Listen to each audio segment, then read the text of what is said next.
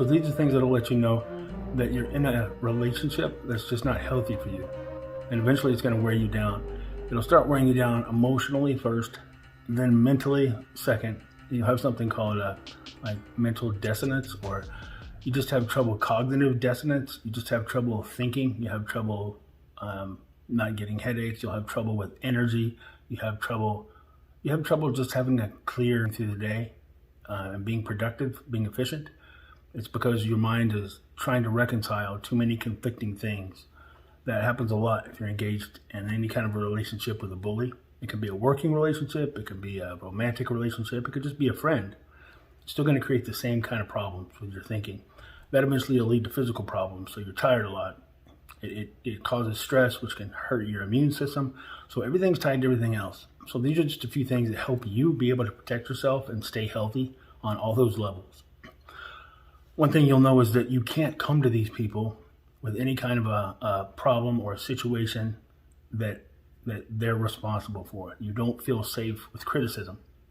You can't say anything like, I don't feel like you encourage me. I don't feel like you tell me when I get things right. I don't feel like you appreciate what I do. You can't say anything like, I've been working out. Can you tell? You don't seem to tell me. You can't say, you seem to criticize me a lot and it hurts my feelings. You can't. There's no safe ground that you can tell them anything about them that they could alter even a little bit that would make you feel better. You can't even tell them and know that their reaction will be encouraging. Like, it would be one thing if you said, hey, I would really like it if you gave me more hugs. And they said, well, I'm glad you told me. It's just that I'm not an expressive person, but I'm really glad you felt like you could come to me and tell me that, and I'll work on it. I just want you to know that's not how I was raised, so that's not how I communicate affection. I'm not comfortable doing that, but I will try to do it more often, and I'm glad you told me. You won't even get the I'm glad you told me. You'll get it turned back on you. It's a deflection. It's avoidance. It's punishment. They'll even punish you for bringing it to them by withdrawing. So if they can't handle any form of criticism, and the best that they can do, instead of acknowledging and giving a promise to try their best to improve later, they'll say something like, I'm sorry that how I feel love for you doesn't make you feel loved, but I do love you.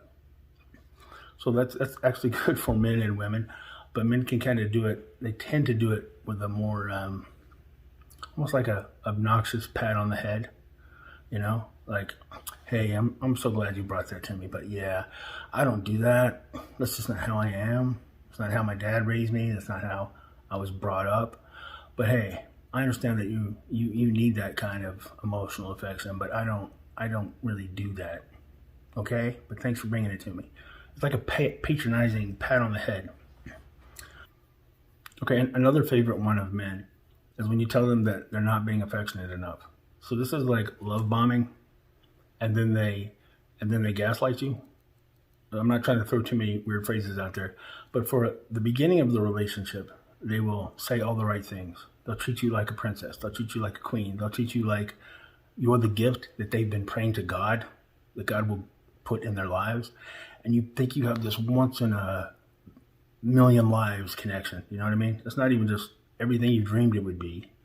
It's greater than anything you thought it could be. It's beyond your wildest perfect dream. These manipulators are fantastic at that. But then it'll stop. Sometimes it can be a sudden stop. Sometimes it can be a gradual stop. But it'll stop a lot more unnaturally than you're prepared for, right? Like, every relationship can start off really hot, and then it cools with time. A lot of times after marriage, when there's like a vow of security on both sides, that can a lot of times impact how much effort both people are putting into it. So I'm not talking about that. I'm talking about a very distinct, things are unbelievable 1 minute, and then the next minute, what happened? So when you tell an emotional bully, a boyfriend or a husband, that you picked up this change in intimacy and connection, and they say something like this, yeah, I'm just not a good boyfriend. I'm just not cut out to be a husband. I mean, I love you, and I care about you, and I really want you to be happy. I don't think you can be happy with me because I'm just not a good boyfriend. And then they add this last insulting part. And I love you too much for you to have to settle for somebody like me. You deserve somebody that loves you the way you love other people. And that's not me, and I don't want to hurt you. And they say this because the whole design intent behind this is for you to go, they love me so much that they're trying to protect me from them. That is so noble of them. No, I want to be with you. And you'll say something like that. You'll say, no, it's me. I'm sorry. I shouldn't smother you. Look, I'll take you just the way you are. No, I don't. It's not fair to you. They'll always say, it's not fair to you. And then you say, no, it's okay.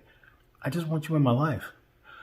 Okay, well, I mean, I'll give it a try, but I really think you deserve somebody better. At this point, you're so relieved that they're going to give it another try. You take all the blame on yourself. Man, why do I put this pressure on him? Why do I have this expectation? It's just not realistic. I need to just back off and just be happy that he's in my life, which is what they want. Because chances are they're already stroking or preparing or engaged with other people, because everybody is somewhere in the process of their manipulation. So you back off. Then when it fits their needs, you have another moment of intimacy. You have another few of those exciting times, and you're like, oh, we got it back. That's fantastic. Then they do it again, and you're like, okay, but I really thought this time that we were connecting. I really think, and then you start believing, I really think you do love me. You just don't know that you love me, because I've never had a connection like this. Nobody's ever made me feel this way. The next step is they'll say, well, I'm just scared because I've never felt this way either. You remember I told you I don't make a good boyfriend. I told you I'm not a good husband. But I really feel a connection with you. I haven't felt this way before either. So I'm trying. But now I'm afraid I'm going to fail. And that's why I pull away. And then you respond, oh, no, that's fine. No, you're doing good. I'm just pushing again. I'm sorry. And you talk yourself out of it again. So you could consider those all connected, but it's this hero mentality of, hey, I want to be, I'm just not a good boyfriend. I'm just not a good husband. I don't do commitment well. I don't do long-term well. It's a lie. They're just keeping you on their terms, and they have you fighting for the nobility of their intent more than they're actually showing nobility of intent.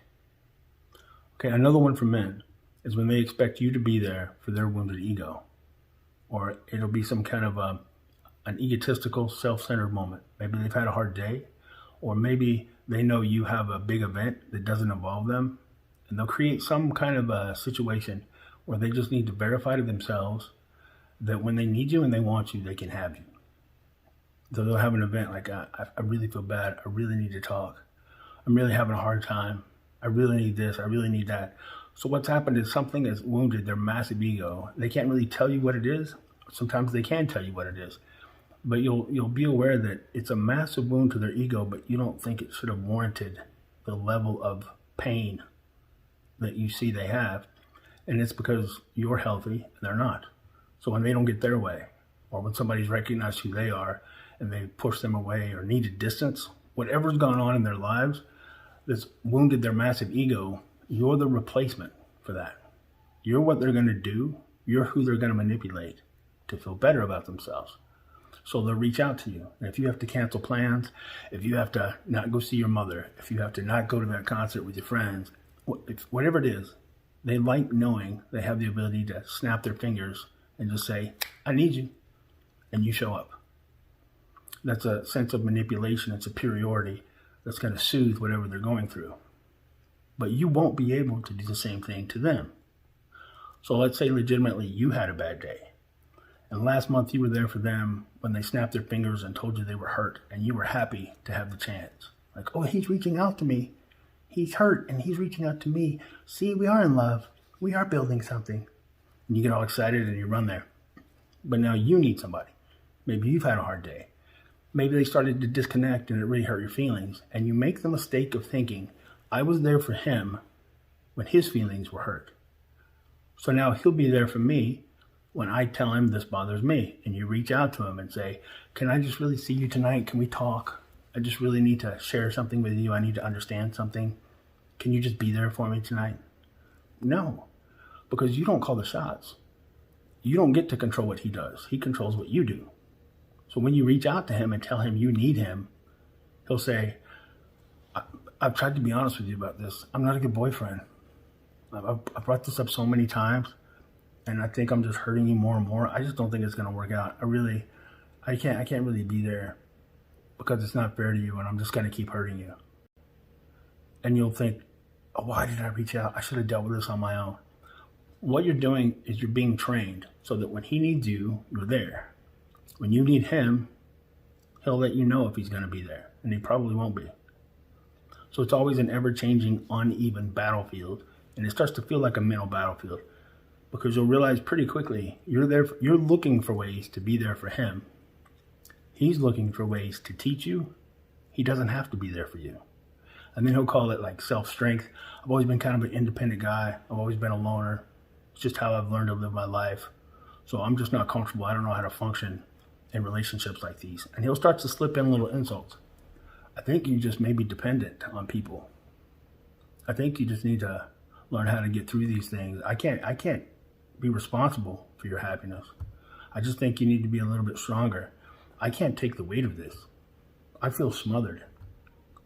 So when you're having a hard time, you not only have a hard time now you feel insulted and belittled and devalued because you made the mistake of reaching out to him. But when he needs you, you're excited to be the person that he calls. That's not a healthy relationship. That's a useless dream involving a man that doesn't even exist. So let it go. So those are just a few things that I hope help. I know they involve what a lot of people are going through, and a lot of this you've probably known, you've probably sensed yourself, but it helps to hear somebody else articulate what you're living through, because these people are masters at making you think you're the problem. And then you keep thinking, I want to be the problem. If I'm the problem, I can fix it. So you're hoping that you are actually the problem because you can take control over what you're causing, but you're not. They're manipulating you. You can't fix that. You can only be free of that. So please be free of that. So if this video helps you at all, I have a tip jar. Please feel free to send me a tip of whatever value the video is to you. If not, thanks for listening, and give me a like, a comment, or a subscribe, please. And I'll be back soon with more content. All right, thanks.